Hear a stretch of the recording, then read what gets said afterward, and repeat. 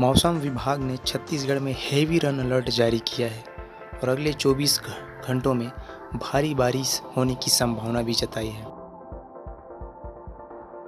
मौसम विभाग ने बंगाल की खाड़ी में जो मौसम प्रणाली बन रही है, नया मौसम प्रणाली सक्रिय हो रही है, उसके चलते छत्तीसगढ़ समेत कई राज्य में भी तेज बारिश की संभावना जताई है, जिसके चलते छत्तीसगढ़ समेत उन राज्यों में भी हेवी रेन अलर्ट जारी किया है। और IMD के अनुसार अगले 5 दिन में छत्तीसगढ़ प्रदेश के हर हिस्से में भारी बारिश होने की संभावना भी। छत्तीसगढ़ के साथ साथ तेलंगाना, जम्मू, कोंकण और विदर्भ क्षेत्र में भी तेज बारिश की संभावना। आसमान में काले बादल के साथ गरज चमक और बारिश की संभावनाएं जो है बनी रहेगी। इस तरह की और भी अपडेट के लिए चैनल को लाइक, शेयर और सब्सक्राइब करना ना भूलें।